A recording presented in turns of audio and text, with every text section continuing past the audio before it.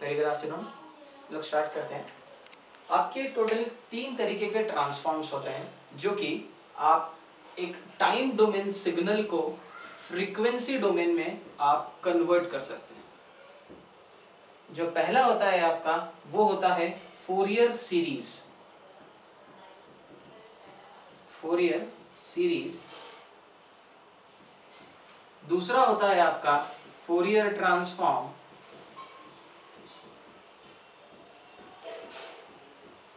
और तीसरा होता है आपका लाप्लास ट्रांसफॉर्म।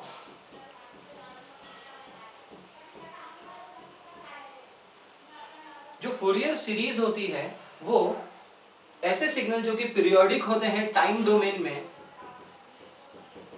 उनको कन्वर्ट करती है फ्रीक्वेंसी डोमेन में। कहने का मतलब है कि फोरियर सीरीज सिर्फ और सिर्फ पीरियोडिक सिग्नल के लिए यूज होती है। जो हमारा फोरियर ट्रांसफॉर्म है वो भी एक टाइम डोमेन सिग्नल को कन्वर्ट करता है फ्रीक्वेंसी डोमेन में, पर फोरियर ट्रांसफॉर्म पीरियोडिक और अपीरियोडिक दोनों सिग्नल्स के लिए यूज होता है, both for periodic signals and aperiodic signals. पर फोरियर ट्रांसफॉर्म की एक लिमिटेशन है। फोरियर ट्रांसफॉर्म सिर्फ उन्हीं सिग्नल्स को फ्रीक्वेंसी एक्सिस पर कन्वर्ट करेगा जो कि स्टेबल होंगे। तो फोरियर ट्रांसफॉर्म की एक लिमिटेशन है कि फोरियर ट्रांसफॉर्म सिर्फ और सिर्फ स्टेबल सिग्नल्स को ही फ्रीक्वेंसी डोमेन में कन्वर्ट कर पाता है।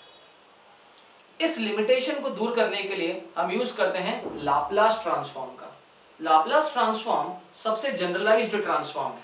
ये पीरियोडिक, अपीरियोडिक, स्टेबल और अनस्टेबल सिग्नल्स तीनों को फ्रीक्वेंसी डोमेन में कन्वर्ट करने के कैपेबल रखता है। So Laplace transform is a generalised transform. Fourier transform आपका पीरियोडिक और अपीरियोडिक सिग्नल्स को कन्वर्ट कर सकता है फ्रीक्वेंसी एक्सिस पर उसकी लिमिटेशन ये है कि वो सिग्नल से कैसा होना चाहिए, स्टेबल। और आपकी जो फोरियर सीरीज है वो सिर्फ पीरियोडिक सिग्नल को कन्वर्ट कर सकती है फ्रीक्वेंसी एक्सिस पर। तो सबसे पहले हम स्टार्ट करते हैं फोरियर ट्रांसफॉर्म से। पहली यूनिट है हमारी फोरियर ट्रांसफॉर्म की। फोरियर ट्रांसफॉर्म बेसिकली आपका एक ट्रांसफॉर्म है जो कि टाइम डोमेन सिग्नल को कन्वर्ट करता है फ्रीक्वेंसी डोमेन में। तो क्यों जरूरत पड़ी हमको फोरियर ट्रांसफॉर्म यूज करने की, कि हमको क्यों कन्वर्ट करना पड़ रहा है एक टाइम डोमेन सिग्नल को फ्रीक्वेंसी डोमेन में। एक सबसे इंपॉर्टेंट पैरामीटर होता है कम्युनिकेशन में जिसका नाम है बैंडविड्थ। बैंडविड्थ की प्रॉपर डेफिनेशन होती है range of frequency is called as bandwidth. Bandwidth एक ऐसा पैरामीटर है जो कि फ्रीक्वेंसी डोमेन में जाके कैलकुलेट होता है और इस वजह से हम यूज करते हैं फोरियर ट्रांसफॉर्म का, ताकि हमारे पास में एक टाइम डोमेन सिग्नल हो, उसको हम फ्रीक्वेंसी एक्सिस पर ले जाएं और फ्रीक्वेंसी एक्सिस पर ले जाके हम उसकी बैंडविड्थ कैलकुलेट करें। बैंडविड्थ कम्युनिकेशन में सबसे कॉस्टली होती है, सबसे महंगी चीज जो है वो बैंडविड्थ होती है। बैंडविड्थ के लिए आपको गवर्नमेंट को पैसा पे करना पड़ता है। इस वजह से आप ये चाहते हैं कि आपका ज्यादा से ज्यादा डेटा, ज्यादा से ज्यादा सिग्नल आपकी कम से कम बैंडविड्थ में चले जाए, और यही पूरे की पूरी प्रोसेस हम यूज करेंगे कम्युनिकेशन में। So let's start with the Fourier transform. आपका जो सबसे बेसिक फॉर्मूला होता है फोरियर ट्रांसफॉर्म निकालने का वो होता है इंटीग्रेशन फ्रॉम माइनस इंफिनिटी से लेके plus infinity X of T into e to the power minus J omega T D T का जो फोरियर ट्रांसफॉर्म कैलकुलेट होगा वो होगा कैपिटल एक्स ऑफ ओमेगा। जिस भी फंक्शन का अगर आपको फोरियर ट्रांसफॉर्म निकालना है तो आप उसको एक्स ऑफ टी की जगह अगर आप पुट कर देंगे तो आपको डायरेक्टली मिल जाएगा इसका Fourier transform. Fourier transform derive करने से पहले हम काफी कुछ स्टैंडर्ड सिग्नल्स पढ़ते हैं, तो अपन कुछ स्टैंडर्ड सिग्नल्स लेते हैं। पहला स्टैंडर्ड सिग्नल है u of t. u of t is also termed as unit step function. Unit step function time domain में कुछ इस तरीके से रिप्रेजेंट किया जाता है। 0 से लेके इंफिनिटी तक इसका जो मैग्नीट्यूड है वो 1 होता है। u of t, किसी भी फंक्शन को अगर आप u of t से मल्टीप्लाई कर देंगे तो उसकी लिमिट जो है वो सिर्फ 0 से लेके इंफिनिटी तक ही एग्जिस्ट करेगी, क्योंकि हमारा u of t जो है वो 0 से लेके इंफिनिटी तक एग्जिस्ट कर रहा है। और इसके पहले पूरा पूरा फंक्शन है 0। अगर मुझे u of minus T calculate करना है, देखते हैं।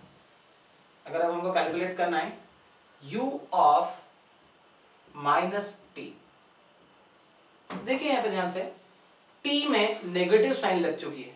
जब t के अंदर नेगेटिव साइन लगती है तो इसको हम बोलते हैं time reversal. u of t 0 से लेके इन्फिनिटी तक जा रहा था, जिसका मैग्नीट्यूड 1 था।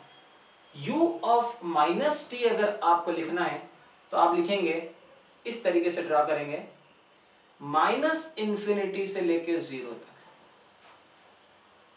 तो अगर किसी फंक्शन के साथ u of minus T attached हो जाए तो उसकी लिमिट हो जाएगी माइनस इन्फिनिटी से लेके 0, पर मैग्नीट्यूड अभी भी 1 बना रहेगा। एक और सिग्नल देखते हैं हम। अब हमको ड्रॉ करना है माइनस u ऑफ t। देखिए इन दोनों में डिफरेंस है, यहाँ पर t के अंदर नेगेटिव साइन थी, वो आपका टाइम रिवर्सल बता रहा था। यहाँ पर एम्पलीट्यूड के अंदर नेगेटिव साइन है, ये एम्पलीट्यूड इन्वर्जन बताएगा। मतलब अगर आपका u ऑफ t कुछ इस तरीके से बना हुआ है तो बाहर वाली माइनस साइन की वजह से इसका एम्पलीट्यूड इन्वर्ट हो जाएगा। अब ये हो जाएगा आपका माइनस u ऑफ t। तो इस बात को ध्यान में रखें आप कि अंदर जो माइनस साइन लगी रहती है वो टाइम को इन्वर्ट करती है, और बाहर जो माइनस साइन लगी रहती है वो एम्पलीट्यूड को इन्वर्ट करती है। एक होता है टाइम इन्वर्जन और एक होता है एम्पलीट्यूड इन्वर्जन। अगर आप यूनिट स्टेप फंक्शन को डिफरेंशिएट करते हैं, मान लेता हूं मेरे पास में एक यूनिट स्टेप फंक्शन है। यूनिट स्टेप फंक्शन एग्जिस्ट कर रहा है 0 से लेके इन्फिनिटी तक, कुछ इस तरीके का फंक्शन है। तो ये जो स्ट्रेट लाइन ऑकर होती है इसको बोलते हैं हम रिकर्शन। तो जब भी आप यूनिट स्टेप फंक्शन को डिफरेंशिएट करते हैं तो आपको एक फंक्शन मिलता है, उसको हम बोलते हैं इंपल्स फंक्शन। इंपल्स फंक्शन उस जगह पर एग्जिस्ट करेगा जहां पर ये रिकर्शन एग्जिस्ट करेगा। स्ट्रेट लाइन, ऊपर जाती हुई स्ट्रेट लाइन या फिर नीचे जाती हुई स्ट्रेट लाइन, जहां जहां पर रिकर्शन एग्जिस्ट करेंगे वहां वहां पर एग्जिस्ट करेगा इंपल्स फंक्शन।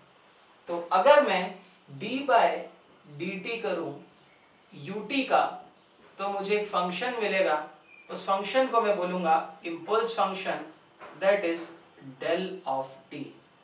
और डेल ऑफ t किस पॉइंट पर मिलेगा आप देख सकते हैं, हमारा रिकर्शन ऐसे जा रहा है, फिर ऊपर जा रहा है और फिर इधर जा रहा है। तो स्ट्रेट लाइन जहां जहां पर मिल रही है उस पॉइंट पर मुझे रिकर्शन मिलेगा। तो this is the differentiation of unit step function. Thank you.